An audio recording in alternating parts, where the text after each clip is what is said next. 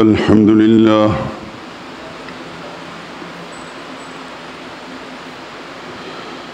الحمد لله وحده والصلاة والسلام على من لا نبي بعده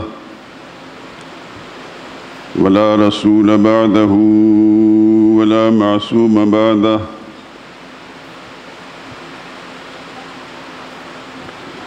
أما بعد فإن خير الحديث كتاب الله وخير الهدي هدي محمد صلى الله عليه وسلم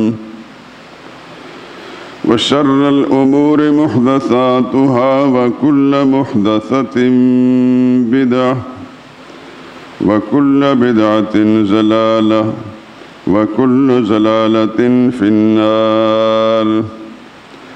أعوذ بالله من الشيطان الرجيم. بسم الله الرحمن الرحيم.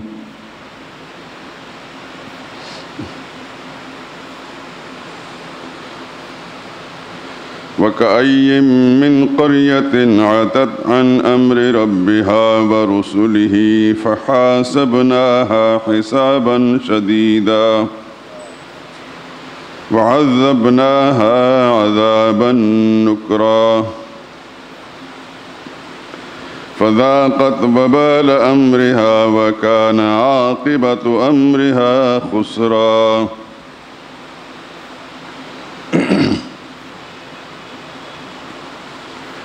أعد الله لهم عذابا شديدا فاتقوا الله يا أولي الألباب.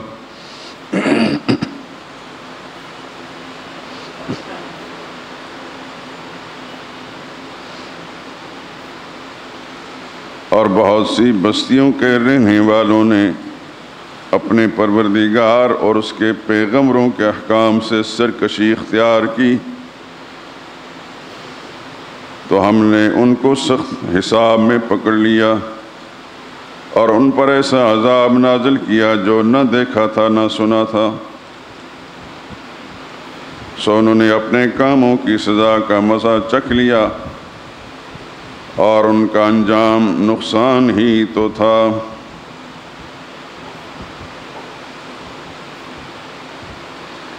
اللہ نے ان کے لیے سخت عذاب تیار کر رکھا ہے. تو اے عقل والو جو ایمان لائے ہو اللہ سے ڈرتے رہو. اللہ نے تمہارے پاس نصیحت کی کتاب بھیجی ہے. سبحان ربک رب العزت عما یصفون وسلام علی المرسلین والحمد للہ رب العالمین.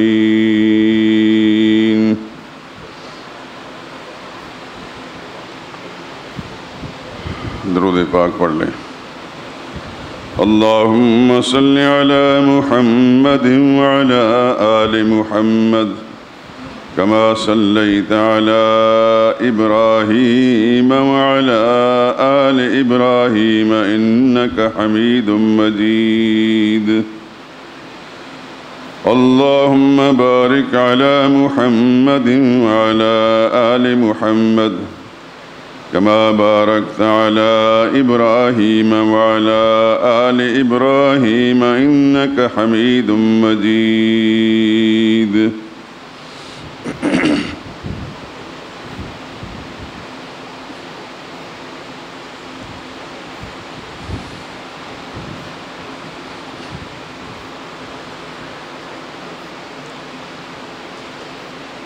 بزرگان محترم، برادران عزیز،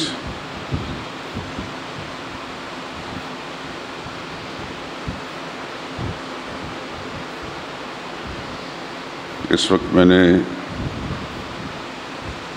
28ویں پارے کی 65ویں نمبر کی سورت کی تقریباً 3 آیات کریمہ تلاوت بھی کی ہیں اور ان کا ترجمہ بھی پیش کیا ہے.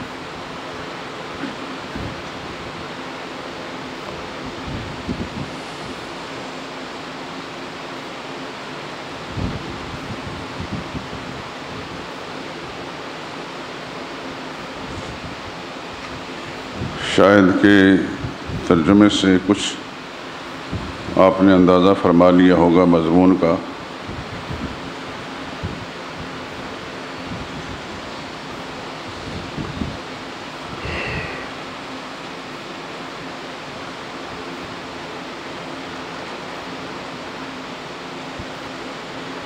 اس وقت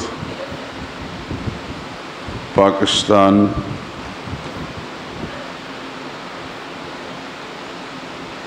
جس طرح کی صورتحال سے دوچار ہے،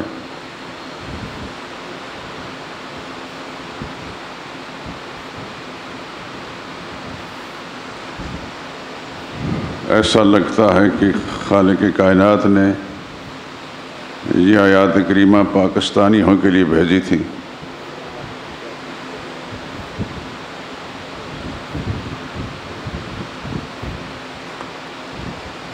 پوری دنیا کے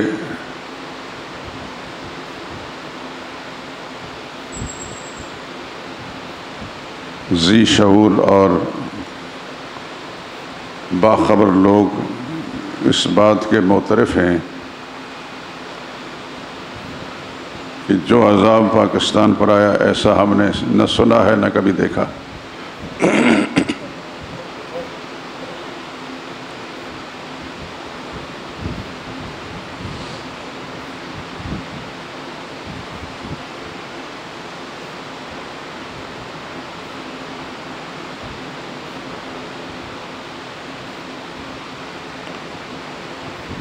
بارشیں ہمیشہ ہوتی ہیں، ہوتی رہی ہیں، ہر ملک میں ہوتی ہیں۔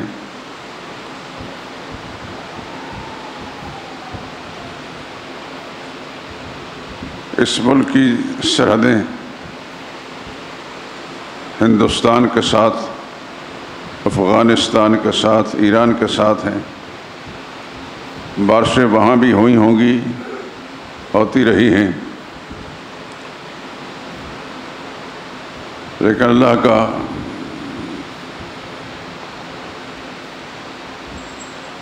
فیصلہ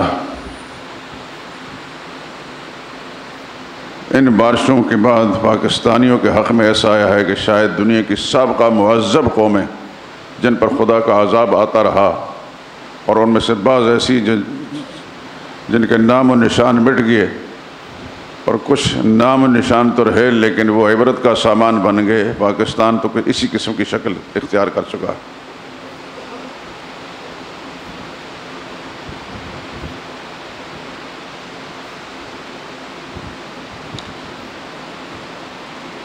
لیکن اس سب کے باوجود پاکستان میں اللہ کی طرف رجوع اور اپنے گناہ کا احساس مطلق اب تک نہیں پیدا ہوا۔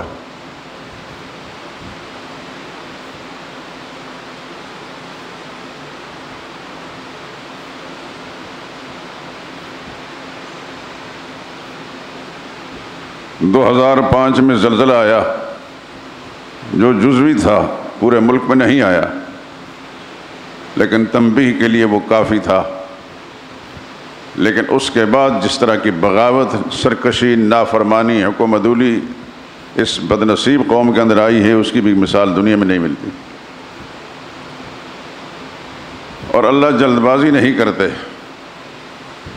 اللہ نے پھر ایک جھٹکا اور دیا اس سیلاب کی شکل کے اندر کہ دیکھیں یہ جاگتے ہیں کہ نہیں جاگتے، ان کو اپنے گناہ کا احساس ہوتا ہے کہ نہیں۔ لیکن واقعہ یہ ہے کہ یہ سب کچھ ہونے کے باوجود بھی پاکستانی قوم نہیں جاگی۔ یہ اندیشہ ہے اس بات کا، اللہ کرے کہ ہماری یہ بات غلط ہو، کہ کہیں ایسا نہیں کہ اللہ نے صفحہ ہستی سے ان کو مٹا دیا۔ خدا کا کچھ نہیں بگڑتا۔ اس دنیا کے اندر بڑی بڑی عروج پانے والی قوم عاد بھی تھے، سمودی بھی تھے، مدین والے بھی تھے، لوط علیہ السلام کی قوم بھی تھی۔ تذکر قرآن کریم میں 1500 سال سے موجود ہیں اور قیامت تک رہیں گے۔ لیکن آج دنیا کے اندر ان کا کوئی ایک فرد تلاش کیا جائے جو یہ کہہ سکے کہ میرا قوم عاد کے ساتھ تعلق ہے یا سمود کے ساتھ ہے، شاید دنیا میں ایک فرد بھی نہیں مل سکے گا۔ خدا کا نظام یوں ہی چل رہا ہے، سورج یوں ہی طلوع ہوتا ہے، غروب ہوتا ہے، لیکن اللہ نے ان کو بہت عروج دیا۔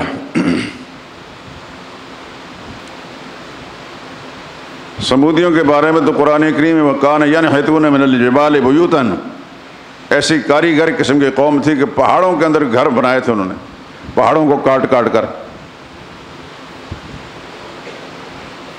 نہ وہ قوم رہی نہ ان کی کاریگری رہی۔ آج کہیں نہ کہیں ان کے آثار ضرور ہیں، زمین پر بلڈنگوں کے اندر کہیں نہ کہیں آثار موجود ہیں، لیکن افراد موجود نہیں۔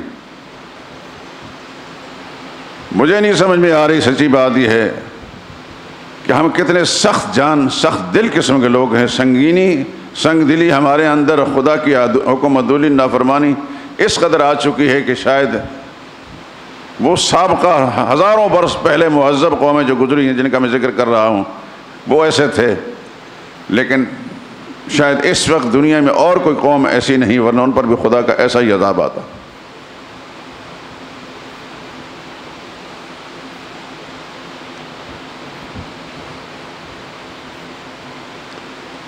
اسی بدمستی کے اندر یہ قوم مبتلا ہے، اللہ کی طرف رجوع نہیں، توبہ نہیں، اپنے گناہ کا احساس نہیں۔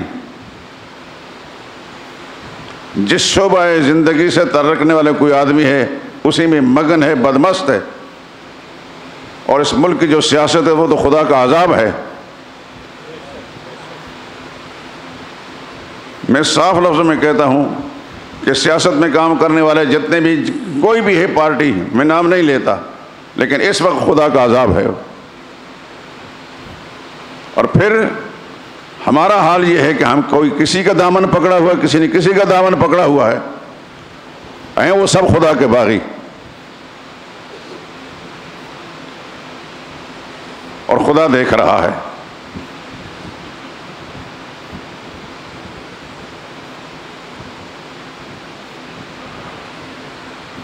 وَكَأَيٍّ مِّن قَرْيَةٍ عَتَتْ عَنْ أَمْرِ رَبِّهَا وَرُسُلِهِ، کتنی ہی بستیاں تھیں جو اپنے رب کے حکم سے باہر نکل گئیں، حکم عدولی کی اور خدا کے پیغمبروں کی نافرمانی کی۔ فَحَاسَبْنَاهَا حِسَابًا شَدِيدًا، ہم نے سخت محاسبہ کیا ان کا۔ وَعَذَّبْنَاهَا عَذَابًا نُكْرًا، ایسا عذاب دیا جو نہ کبھی کسی نے دیکھا تھا نہ سنا تھا۔ فذاقت وبال امرہا، اور اپنے کرتوتوں کے وبال انہوں نے پھر چکھ لیے، مزہ چکھ لیا۔ وَكَانَ عَاقِبَةُ أَمْرِهَا خُسْرًا، انجام پھر نقصان ہی نقصان تھا۔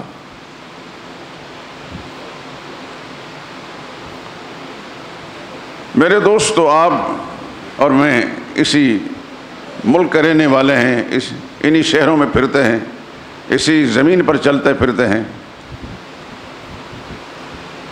کسی کے دماغ میں کیا چل رہا ہے یہ اسی کو پتہ ہے، یہ اللہ کو۔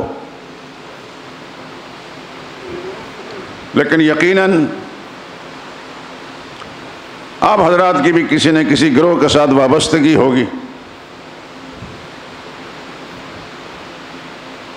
کوئی کسی سیاسی پارٹی کا دامن تھاما ہوا، کسی نے کسی کا دامن تھاما ہوا ہے۔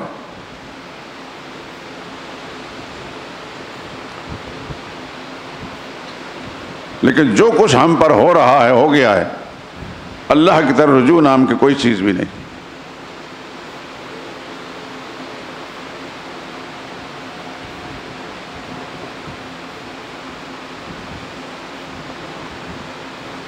اللہ کے پاک پیغمبر صلی اللہ علیہ وسلم نے ارشاد فرمایا، کل بنی آدم خطاؤن، آدم کے اولاد ساری گناہ گار ہے، وخیر الخطائین التوابون، لیکن بہترین خطا کار وہ ہیں جو توبہ کرتے ہیں۔ ایک دوسرا ارشاد ہے، التائب من الذنب کمن لا ذنب لہ، گناہ سے توبہ کرنے والا ایسا ہی ہے جیسا اس نے گناہ کیا ہی نہیں۔ لیکن گناہ کا احساس ہو تو تب توبہ کرتا ہے، جب احساس ہی نہیں کہ میں نے گناہ کیا ہے، میں گناہ گار ہوں، کہیں نہ کہیں یہ جو آفت پڑی ہوئی ہے ہو سکتا ہے میرے گناہوں کے سبب سے ہو. ہم یہ سمجھتے ہیں کہ میں ٹھیک ہوں، دوسرا گناہگار ہے.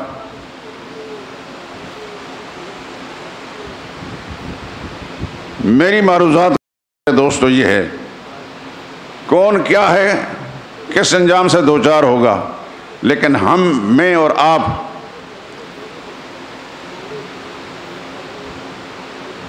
کون بول رہا ہے جی؟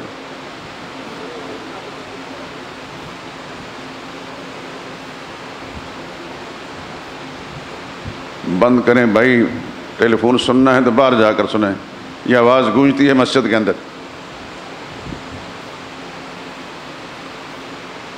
خدا کے بندوں، کم از کم اس قدر کتنا احساس تو ہونا چاہیے. مسجد ہے، اگر آپ ضروری بات کرنی ہے تو باہر جا کر کریں.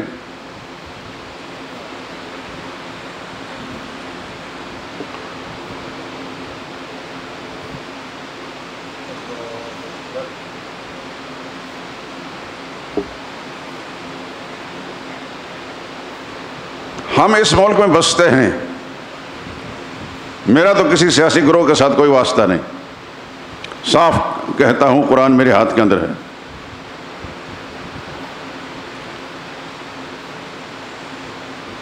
آپ حضرات خود بتا سکتے ہیں کس گروہ کے ساتھ کیا تعلق ہے، لیکن جتنا میں سمجھتا ہوں، جو میری عقل کام کر رہی ہے، اس سطح زمین پر پاکستان کے اندر سیاستکار جتنے بھی ہیں، یہ سب کے سب خدا کے باغی ہیں.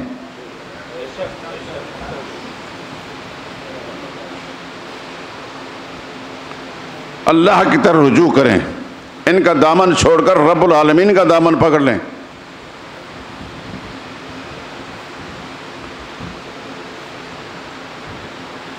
رسول اللہ صلی اللہ علیہ وسلم کا ارشاد آپ سن، التائب من الذنب کمن لا ذنب لہ، سچے دل سے گناہ سے توبہ کرنے والا ایسا صاف ہوتا ہے جیسے گناہ کیا ہی نہیں.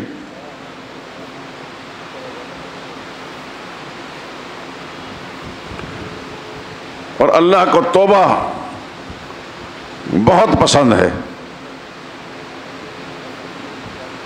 رب العالمین نے مجھے اور آپ کو، انسان کو بنایا ہے عذاب دینے کے لیے نہیں بنایا، ہلاک کرنے اور تباہ برباد کرنے کے لیے نہیں بنایا. ساری دنیا کی نعمتیں زمین و آسمان کے سب ہمارے لیے بنائی ہیں، لیکن ہمیں حکم دیا ہے کہ ہم اللہ کے حکم مطابق زندگی گزاریں، اللہ کے بھیجے ہوئے پیغمبروں اور ان کی بھیجی ہوئی کتاب کے مطابق زندگی گزاریں. دیکھیے اس دھرتی پر ذرا اپنے خیالات کو دوڑائیے، کتنی خدا کی نعمتیں ہیں. یہ سب اللہ پاک نے انسان کے لیے بنائی ہے، حیوانوں کے لیے نہیں، بلکہ حیوانوں کو بھی انسان کے فائدے کے لیے بنایا. کسی کے انسان گوشت کھاتا ہے، کسی کے بالوں سے، کسی کی کھال سے فائدہ اٹھاتا ہے، کسی پر بار برداری کرتا ہے، سواری کرتا ہے. بے شمار قسم کے غلے اللہ اس زمین میں پیدا کی اس انسان کے لیے، بے شمار قسم کے پھل اللہ نے اس انسان کے لیے پیدا کیے. پھول سے انسان فائدہ اٹھاتا ہے،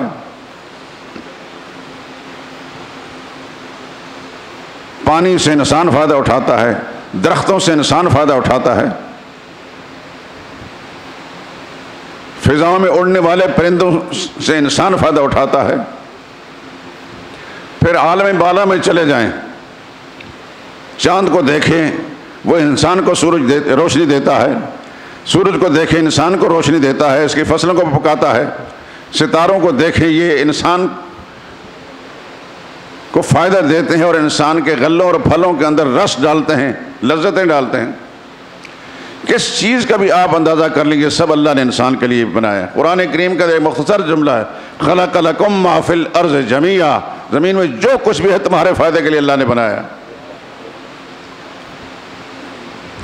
تو خدا بند خصوص نے ہمیں ہلاک کرنے اور برباد کرنے کے لیے نہیں پیدا کیا. اپنے رحمتیں اور اس کی رحمتوں کو انتہا ہے.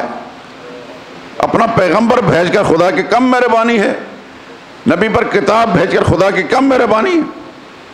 یعنی مادی نعمتوں کے علاوہ روحانی نعمت پیغمبروں کی شکل میں، کتاب کی شکل میں اللہ نے دی ہیں.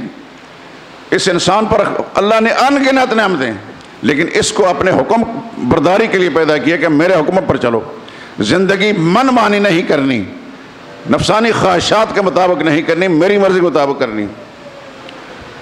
آخر انبیاء اکرام علیہ الصلوۃ والسلام اور ان کی امتیں، ہمارے آقا حضرت محمد مصطفیٰ صلی اللہ علیہ وسلم اور ان کے رفقاء کار صحابہ اکرام، آج ان کے نام کیوں محبت کے ساتھ لیے جاتے ہیں؟ کیوں عقیدت اور محبت کے ساتھ ان کے تذکرے ہوتے ہیں؟ میں اور آپ تو شاید کسی مسلمان کے گھر پیدا ہوئے، ہمارے باپ دادا مسلمان تھے، ان میں سے اکثریت ایسے تھے کہ جن کے باپ دادا بھی کافر تھے، لیکن اس کے باوجود اللہ نے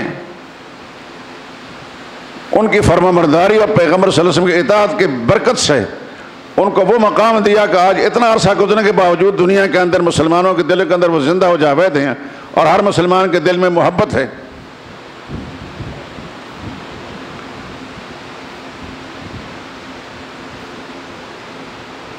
بڑی بڑی قومیں ان کے ہاتھوں سے پیبند زمیں ہو گئیں۔ آپ یقیناً تاریخ پر نظر رکھتے ہوں گے، جس وقت صحابہ اکرام نبی کریم صلی اللہ علیہ وسلم کے دامن سے وابستہ ہوئے، مدنی زندگی میں رسول اللہ صلی اللہ علیہ وسلم نے اپنے عمل کا آغاز کیا۔ سب سے پہلے آپ جانتے ہیں کہ غزوہ بدر ہوا، جو دنیا کی تاریخ کا بڑا عجیب معاملہ ہے۔ اپنے سے 3 گنا زیادہ مسلح قسم کے لوگوں کے ساتھ بے سر و سامان 313 صحابہ اکرام ٹکرائے،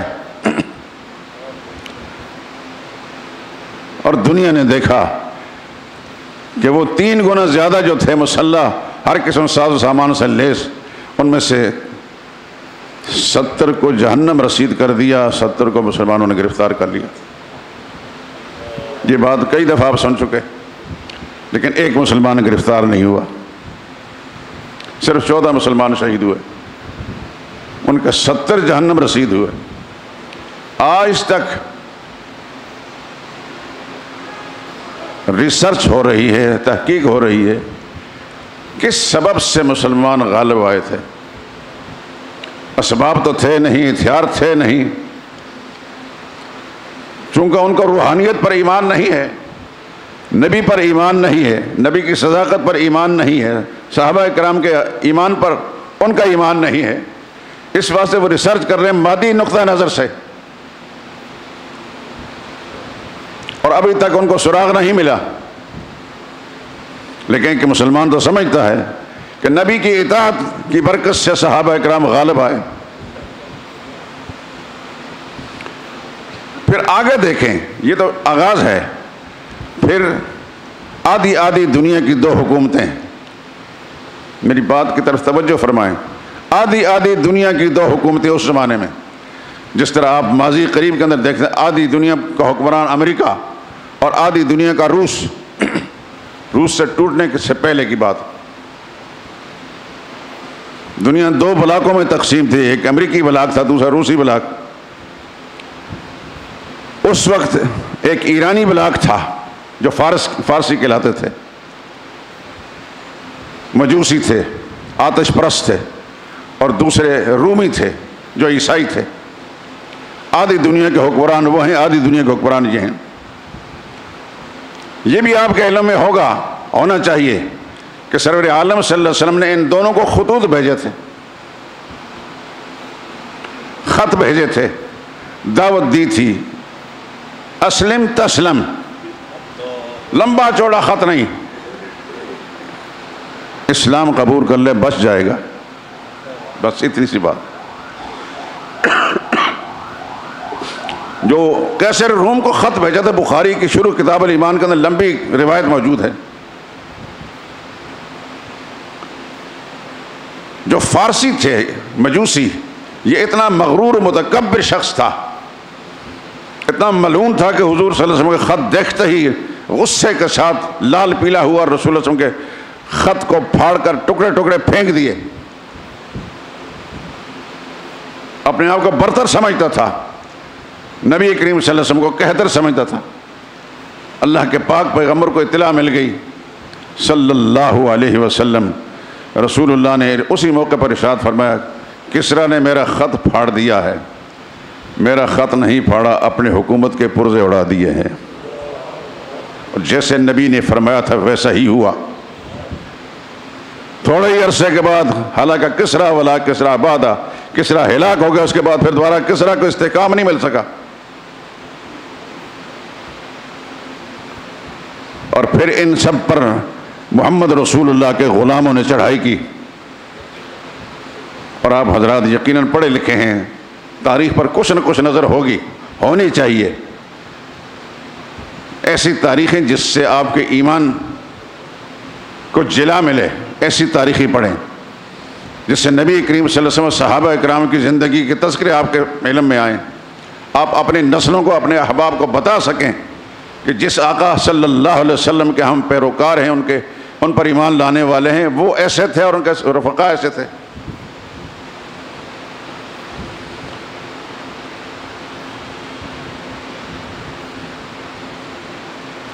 یہ بے سر و سامان لوگ، آپ پڑھتے ہیں کتابوں کے اندر کہ رسول اللہ صلی اللہ علیہ وسلم نے کئی مواقع پر صحابہ اکرام کو جو جہاد پر بھیجا تو ساز و سامان نہیں تھا، تو رسول اللہ نے چندے کی اپیل فرمائی۔ غزوہ تبوک یہ سب سے زیادہ مشکل ٹائم تھا مسلمانوں پر، نبی کریم صلی اللہ علیہ وسلم نے چندے کی اپیل فرمائی مجاہدین کے لیے۔ ابوبکر صدیق تو سب کچھ جھاڑو پھیر کے گھر میں کچھ بھی نہیں چھوڑا، تنکا بھی نہیں چھوڑا، حضور کی خدمت میں پیش کر دیا۔ فاروق اعظم نے آدھا سامان دے دیا، آدھا مال دے دیا،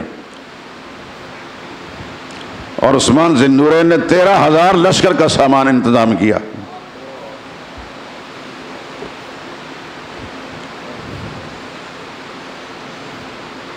آج کتنا عرصہ گزر چکا ہے، ابوبکر صدیق کو اور ان صحابہ اکرام کو 1,500 سال گزر چکے ہیں، آج بھی ان کے تذکرے ہو رہے ہیں۔ اس مسجد میں ہو رہا ہے، کئی مسجد میں ہو رہا ہوگا۔ میرا اور آپ کا ابوبکر صدیق کے ساتھ نسبی رشتہ شاید نہ ہو، فاروق اعظم سے نسبی رشتہ نہ ہو، عثمان ذی النورین سے نسبی رشتہ نہ ہو، لیکن کیا ایمانداری کی بات یہ نہیں کہ ہم اپنے باپ، دادا پر دادا، نانا پر نانا، ان کے ساتھ جس قدر محبت اور عقیدت رکھتے ہیں اس سے کہیں زیادہ ان لوگوں کے ساتھ محبت نہیں؟ میں تو رب کعبہ کی قسم کھا کر کہتا ہوں کہ ان بزرگ جن کے نام لیے میرے سارے آباء و اجداد بڑے بڑے اولیاء اللہ تھے، اپنے زمانے کے حفاظ قرآن تھے، لیکن ان کی جوتی کے برابر بھی نہیں سمجھتا۔ یہ صحابہ اتنے اونچے لوگ تھے، وہ اللہ اس کے رسول کے وفادار تھے، پھر اللہ نے ان کے ساتھ وفا کی، اور پھر آج پوری دنیا کے مسلمان ان کے ساتھ محبت رکھتے ہیں اور انشاءاللہ قیامت تک رکھیں گے۔ ان کی زندگی میرے اور آپ کے لیے ایک ہدایت ہے، ایک سبق ہے کہ دنیا کے خسارے سے، دنیا کے نقصان سے، ذلت و خواری سے بچنے کے لیے ان کو آئیڈیل بنا کر ان کے پیچھے چلنا ہے، پھر خداوند قدوس ہمارے ساتھ وہی معاملہ کرے گا جو ان کے ساتھ کیا۔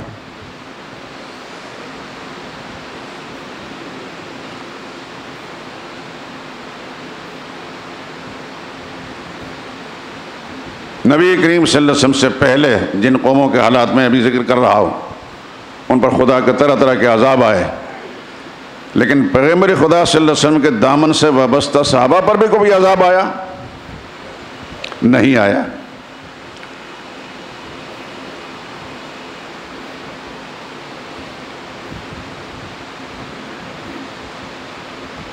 یہ ہمارے لیے ایک مستقل سبق ہے، ہدایت ہے۔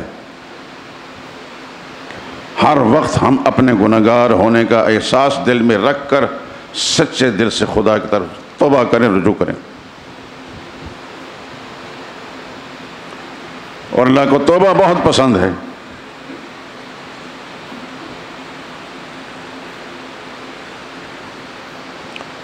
حدیث میں آتا ہے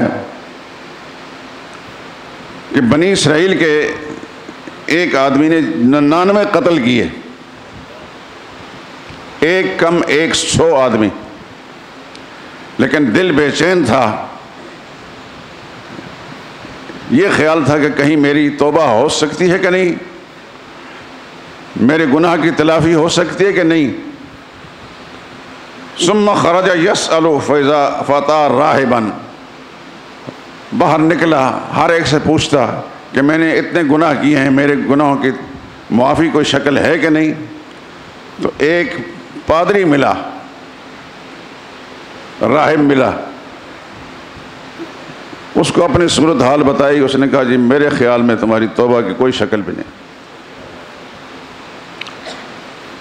اس آدمی نے اس کو بھی قتل کر دیا، 100 ہو گئے، لیکن ابھی بھی بے چین ہے کہ شاید میری بے چینی کی کوئی حل نکل آئے۔ ہر ایک سے پوچھتا، چنانچہ چلتے چلتے ایک آدمی ملا،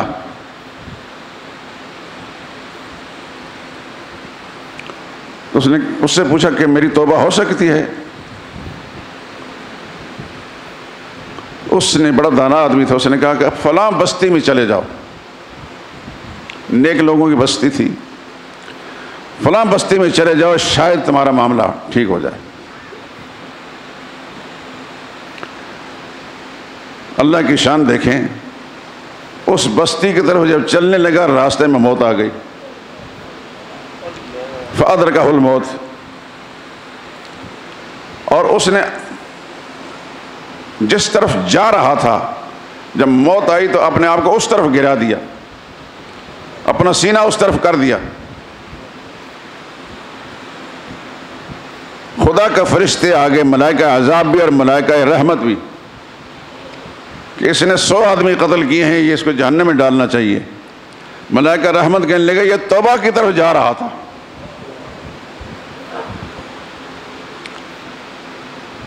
فَأَوْحَى اللَّهُ إِلَىٰ هَٰذِهِ، پھر اللہ کا نظام دیکھیے، خدا کی شان کریمی پہ قربان جائیے۔ میں نے پہلے عرض کیا نا کہ خدا بندے کو عذاب نہیں دینا چاہتے، خدا رحمت دے، لیکن رحمت لے تو صحیح کوئی۔ زمین جس ٹکڑے سے جا رہا تھا اس کو اللہ نے حکم دیا کہ تو ذرا لمبی ہو جا، اور جدھر جا رہا تھا اس کو تو مختصر ہو جا۔ یہ کائنات کا سارا نظام کسے قبضہ میں ہے؟ اللہ ہی قبضہ میں ہے۔ فقال قیسو، ملائکہ عذاب اور ملائکہ رحمت کو کہنے لگا تم حساب لگاؤ، ذرا پیمائش کرو۔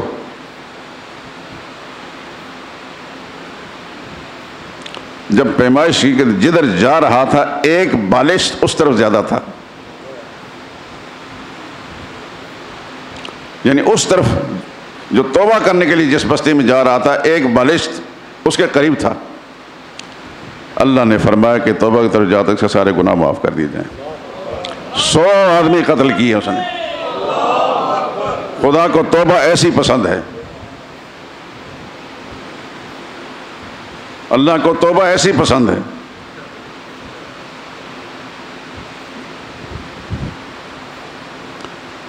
ایک اور روایت حدیث کی کتابوں میں ملتی ہے۔ روایتیں سنانے کا مقصد یہ ہے کہ شاید ہمارے دل کے اندر کوئی احساس پیدا ہو جائے، اپنے گناہگار ہونے کا احساس ہر وقت۔ میرے دوستو، میری یہ درخواست ہے آپ حضرات سے، کسی وقت بھی اپنے دل اور دماغ کو خالی نہ رکھیں توبہ سے۔ ہر وقت دل کے اندر یہ احساس رکھیں میں گناہگار ہوں، میں گناہگار ہوں، میں گناہگار ہوں، یا اللہ مجھے معاف کر دے۔ حضرت انس سے روایت ہے، اللہ اشد فرحا بتوبۃ عبدہ حین یتوب الیہ، بندہ جب اللہ کی طرف توبہ کرتا تو اللہ سخت خوش ہوتے ہیں۔ ایک آدمی ایک جانور پر، ایک گھوڑے پر کچھ کھانے پینے کا سامان لاد کر جا رہا تھا، کسی ویرانے میں، کسی صحرا میں جا رہا تھا، آبادی کا نام و نشان نہیں تھا۔ اتفاق کی بات ہے کہ اس کا گھوڑا اس سے گم ہو گیا، لاپتہ ہو گیا کھانے پینے کا سامان لے کر، اور یہ ڈھونڈ ڈھونڈ کر مایوس ہو گیا۔ چاروں طرف دور دور تک نظر ڈالی اس نے، کہیں گھوڑے کا نام و نشان نہیں۔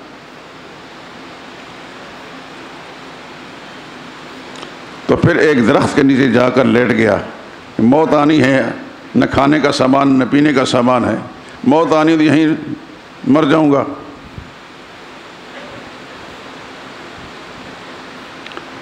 اچانک دیکھا تو وہ گھوڑا ساز و سامان سمیت اس کے پاس کھڑا ہے۔ آپ اندازہ کریں کہ ایسے مایوسی کی کیفیت میں اچانک وہ مطلوب انسان کو مل جائے تو اس کی خوشی کی کوئی انتہا ہوتی ہے۔ اللہ کے پاک پیغمبر صلی اللہ علیہ وسلم نے یہ مثال بیان کر کے فرمایا، ثم قال ان على شدت الفرح اللہم انت عبدی وانا ربک۔ اتنا خوش ہوا وہ کھانے پینے کا سامان اور گھوڑا دیکھ کر کے اس کو خوشی میں اللہ کو یوں کہتے، یا اللہ تو میرا بندہ اور میں تیرا رب ہوں۔ یعنی اس کو حواس اسے صحیح کام نہیں کر رہے، اللہ تو میرا بندہ ہے اور میں تیرا رب ہوں، لیکن اللہ جانتے ہیں کہ اس کی نیت میں کوئی فطور نہیں، خوشی کی شدت کی بنا پر زبان اس کی لڑکھڑا گئی۔ تو رب العالمین فرماتے ہیں اللہ تعالیٰ اس آدمی سے بھی راضی ہوتے ہیں۔ اللہ کے پیغمبر نے فرمایا اللہ اس سے بھی راضی سے ناراض نہیں، اس لیے کہ توبہ کی طرف رجوع کر رہا ہے۔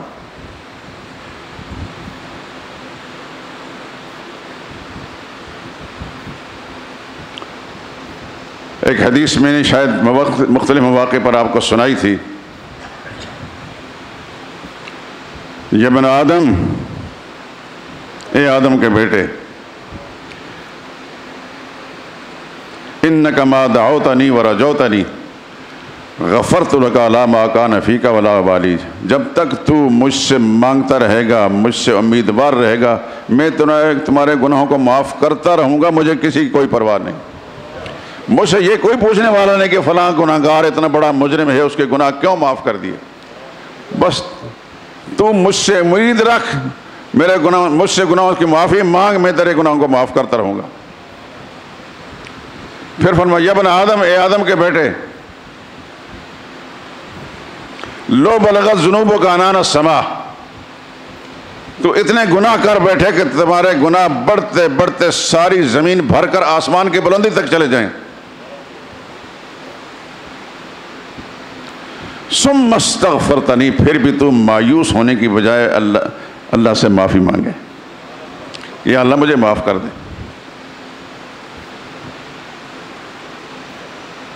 میرے آپ کا نجی گناہ زیادہ نہیں، خدا کے لیے تو ان کی کوئی حقیقت نہیں۔ تمہارا گناہ بڑھتے بڑھتے آسمان کی بلندی تک چلے جائیں، پھر بھی مایوس ہونے کی بجائے اللہ کی رحمت کو امیدوار بن کر خدا سے پھر معافی مانگے۔ اللہ فرماتے ہیں غفرت لک ولا ابالی، میں ان کو معاف کر دوں گا، مجھے کسی کوئی پرواہ نہیں۔ نہ مجھ سے کوئی مطالبہ جواب طلبی کرنے والا کہ یا اللہ اس گناہگار کو کیوں معاف کیا۔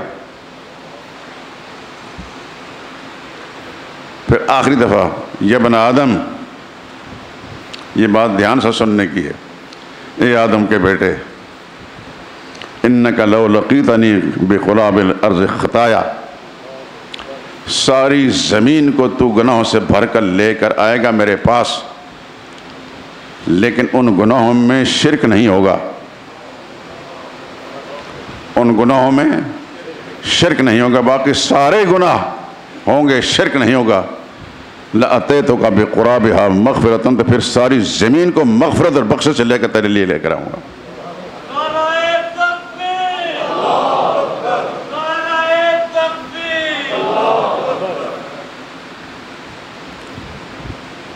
بات ہو رہی ہے تو توبہ کی۔ التائب من الذنب کمن لا ذنب لہ، گناہ سے توبہ کرنے والا ایسا ہی ہے جیسے اس نے گناہ کیا ہی نہیں۔ بلکہ ایک حدیث کے الفاظ ہیں ما اسر من استغفر جو استغفار کرتا رہتا ہے اور ساتھ ساتھ گناہ بھی ہوتے رہتے ہیں تو اس کو یوں نہیں کہا جائے گا یہ گناہ گار ہے. وَإِنْ عَادَ فِي الْيَوْمِ 70 مرة 70 مرتبہ اس نے توبہ توڑی ہے اور 70 بار گناہ کر کے پھر توبہ کی، خداوند قدوس فرماتا ہے کہ میں تمہیں معاف کر دوں گا.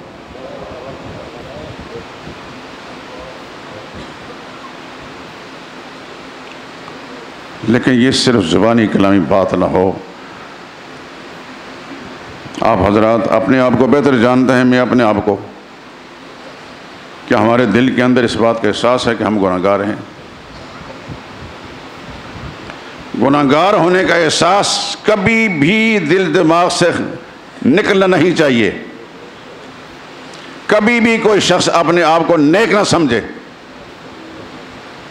ہر وقت اپنے آپ کو گناہ گار سمجھے، اور گناہ گار وہی سمجھے گا جو خدا کی طرف رجوع کرے گا. یا اللہ میں گناہ گار ہے، مجھے معاف کر دے، میں معافی مانگتا ہوں، مجھے معاف کر دے.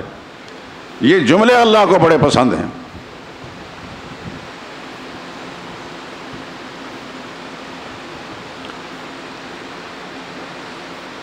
اس وقت جو کچھ ہمارے ملک کے اندر ہے، ملک کے چاروں صوبوں کے اندر جو صورتحال بن چکی ہے،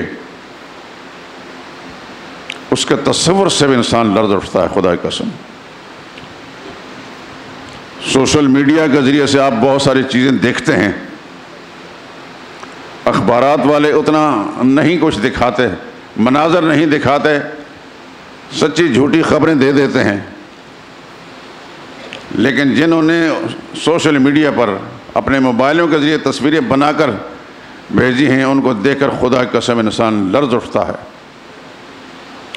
سوات میں کیا ہوا، کتنی بڑی بڑی بلڈنگیں آنے واحد کے اندر پیوند زمین ہو گئیں. اربوں خربوں کا نقصان 1 منٹ کے اندر ہو گیا.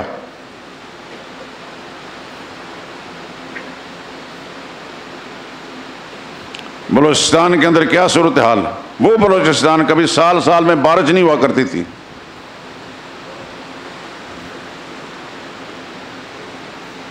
سندھ کا وہ علاقہ خاص طور پر کراچی، یا سال سال بارش نہیں ہوا کرتی تھی. خدا کے لیے کوئی مشکل بھی نہیں، اللہ کے لیے کوئی مشکل بھی نہیں ہے. اللہ جو چاہے کرتا ہے. فعال لما یرید، جو چاہتا ہے وہ کرتا ہے.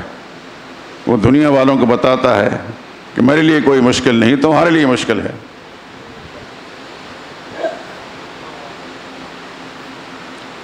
میں نہیں جانتا کہ سوات والوں نے توبہ کی طرف رجوع کیا کہ نہیں، نہ مجھے یہ معلوم ہے کہ بلوچستان والوں کی کیا کیفیت ہے یا سندھ والوں کی کیا کیفیت ہے. پنجاب کا بھی ایک بڑا علاقہ جو ہے سیلاب کے نظر میں ہے. آنے والے وقت میں اللہ ہی جانتا ہے وہ پانی اترے گا کہ نہیں، پھر فصلیں اگیں گی کہ نہیں، اور پھر اس ملک کی غذائی اجناس کے کیا صورتحال بنے گی، یہ اللہ ہی جانتا ہے.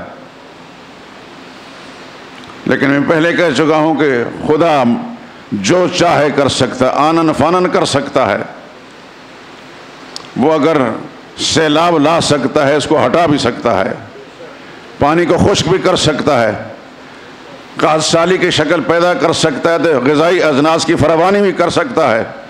شرط یہ ہے کہ خدا کی طرف رجوع ہو. سب سے بڑا مسئلہ ہمارا یہ ہے کہ ہم اللہ سے اپنا رشتہ کاٹ چکے ہیں. جس طرح ایک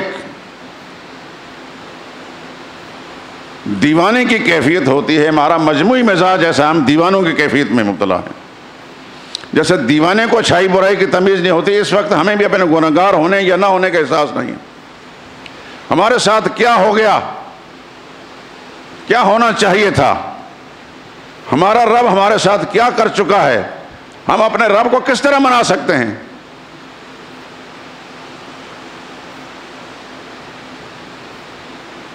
دوستو، اللہ آپ کو سلامت رکھے. میری بات کو آپ سمجھتے، ایسی بات نہیں کہ آپ سمجھ نہ سکتے ہوں. میں نے کچھ اپنے درد دل آپ کے سامنے رکھا ہے. اس کا مقصد یہ ہے کہ ایک پل کے لیے، ایک لحظے کے لیے بھی اپنے دل اور دماغ کو خالی نہ رکھیں اس بات سے کہ خدا کی طرف رجوع کر رہے ہیں. رات ہے یا دن ہے، چل رہے ہیں یا بیٹھے ہوئے ہیں، یا اللہ ہمارے گناہوں کو معاف کر دے. ہم اپنے گناہگار ہونے کا یقیناً احساس دل میں رکھتے ہیں. ہم ہمارے گناہوں کا سبب سے یہ سب کچھ ہوئی. اللہ ہم معافی مانگتے ہیں, ہمیں معاف کر دے.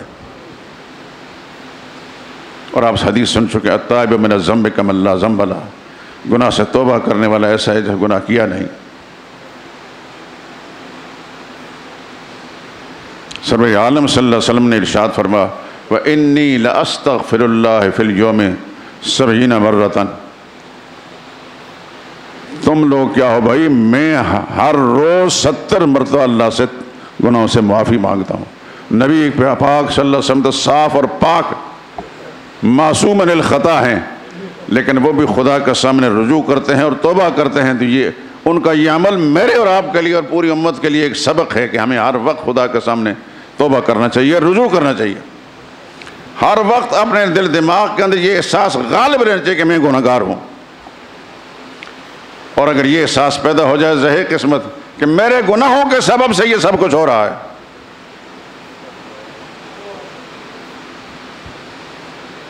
یقیناً میرا رب بڑے کریم ہے. یہ حدیث کئی دفعہ سنا, ان ربکم حی کریم, تمہارا پالنے والا پروردگار بڑا حیا والا ہے, بڑا کرم والا ہے. یستحیی من عبدہ, اپنے بندے سے بڑا حیا کرتا ہے, شرم کرتا ہے. اذا رفع یدہ, جب وہ اپنے گناہوں سے معافی مانگ لی, خدا کی بارگاہ میں ہاتھ اٹھاتا ہے, تو پھر اللہ کو شرم آتی ہے کہ اس کے ہاتھوں کو خالی لوٹاؤں. اللہ اس کو پھر اپنی رحمتوں کے ساتھ بھر کر دیتے ہیں. بات پھر وہی کہتا ہوں, لیکن یہ تو وہ آدمی کرے گا کہ جس کو اپنے گناہگار ہونے کا احساس ہو. جو شخص یہ سمجھتا ہے کہ میری تو کوئی غلطی کوئی نہیں, غلطی تو دوسروں کی ہے, تو پھر کبھی کبھی کبھی بھی توبہ کی توفیق نہیں ہوتی.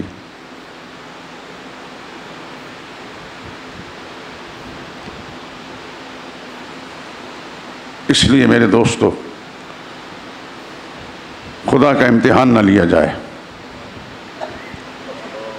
خدا کا امتحان نہ لیا جائے کہ خدا اور بھی کچھ بگاڑ سکتا ہے کہ ہمارے نہیں بگاڑ سکتا. وہ فعال لما یرید ہے, یفعل اللہ ما یشاء, جو چاہتا ہے کرتا ہے, کر سکتا ہے. اس کا امتحان نہ لیا جائے.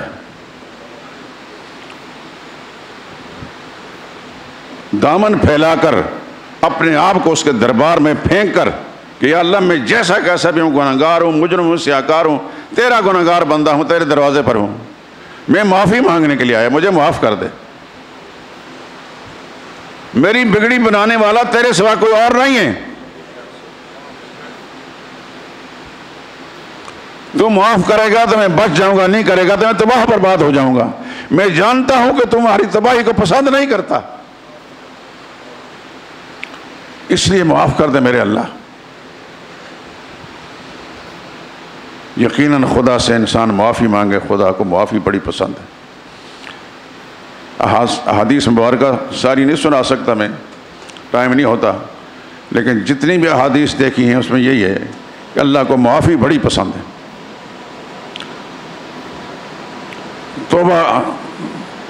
توبہ کو خدا پسند کرتا ہے, اور تائب کے انسان کو خدا پسند کرتا ہے.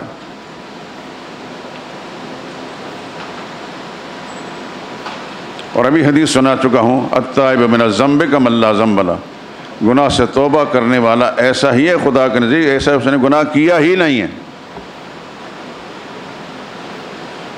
تو میرے دوستو, نہ صرف یہ کہ اپنے اوپر یہ کیفیت طاری کریں, اپنے گناہگار ہونے کا احساس یہ کیفیت دل میں طاری کریں, بلکہ اس مشن کو آگے بڑھائیں.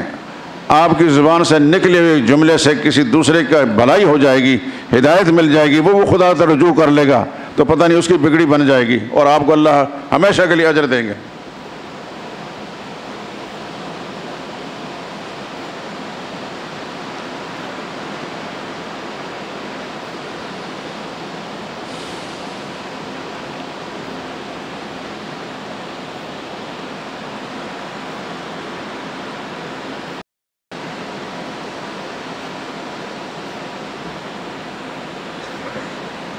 اور قرآن حکیم کی یہ آیات جو مختلف اقوام کی تباہی اور بربادی کے قصے سناتی ہیں، ان کو عبرت کا سامان سمجھ کر اپنے لیے ہمہ وقت پیش نظر رکھیں، کہیں ہمارے ساتھ بھی ایسا نہ ہو جائے،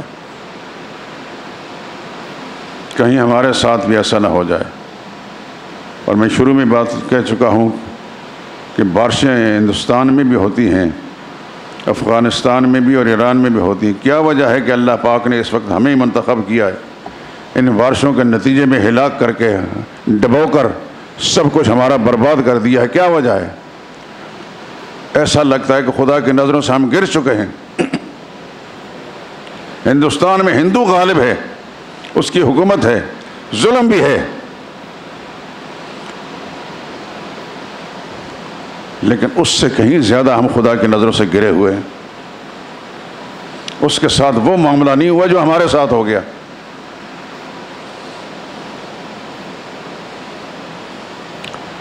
لیکن کیا آپ کا حکمران،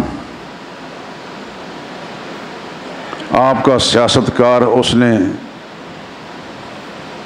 ببانگ طحل اپنی قوم کو، اپنی پارٹی کو، اپنے ماتحتوں کہا کہ ہم گنہگار ہیں، سب کے سب خدا کے سامنے توبہ کرو؟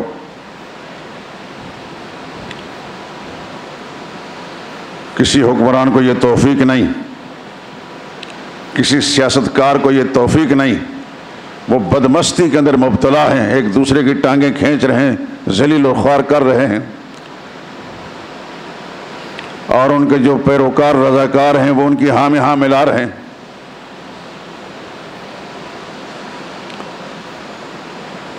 میں آپ سے درخواست کرتا ہوں، ہاتھ جوڑ کر درخواست کرتا ہوں، بس اللہ اس کے رسول کی طرف رجوع کر لو۔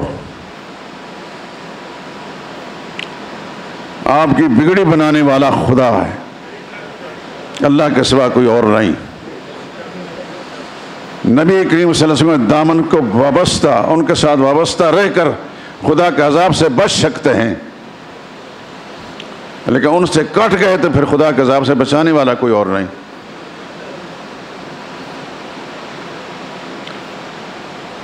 آپ حضرات ماشاءاللہ پڑھے لکھے ہیں، باشعور ہیں، مجھے بھی شعوری زندگی دیکھنے کا موقع ملا ہے۔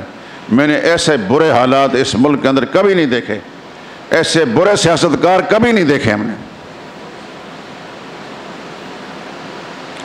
نام شرم نام کی کوئی چیز نہیں، حیا نام کی کوئی چیز نہیں، دوسرے کی ایسی تیسی پھیر رہے ہیں۔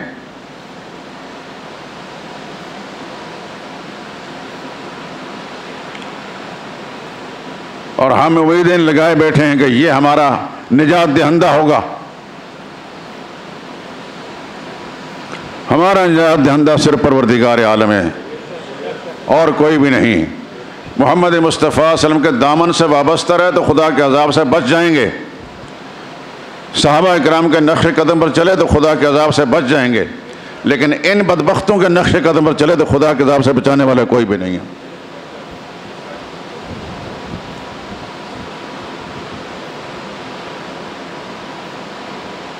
اپنا معاملہ اپنے رب کے ساتھ سیدھا کیجیے۔ اللہ نے جو زبان دی ہے، زبان کو استعمال کریں۔ کہاں کہاں آپ دوسروں کی اصلاح کر سکتے ہیں، اس میں آپ کا اپنا گھر بھی ہے، آپ کا دفتر بھی ہے، آپ کا محلہ ہے، آپ کے احباب ہیں۔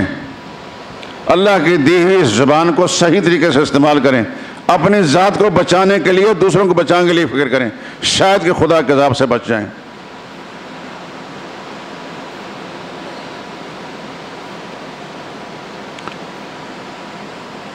توبہ کی صرف گردان نہیں پڑھنی، توبہ کی گردان نہیں پڑھنی، توبہ کرنی۔ توبہ کہتے ہیں رجوع الی اللہ، دل اور دماغ ظاہر باطن خدا کی طرف متوجہ۔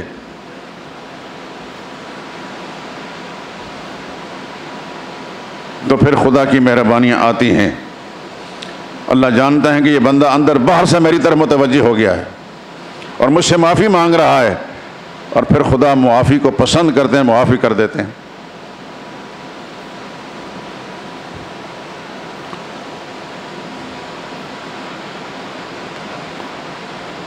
اپنی ذمہ داریوں کو سمجھیے میرے دوستو، پھر میں کہتا ہوں اپنا معاملہ اپنے رب کے ساتھ سیدھی کیجیے. رب کے ساتھ معاملات ٹھیک ہو گئے، تعلقات ٹھیک ہو گئے تو خدا کی رحمتیں بھی آئیں گی، مشکلات سے بچ جائیں گے. اور لیکن خدا کے ساتھ تعلقات بگڑے رہے تو پھر کوئی گارنٹی نہیں خدا کی رحمتوں کی. وآخر دعوانا الحمدللہ رب العالمین.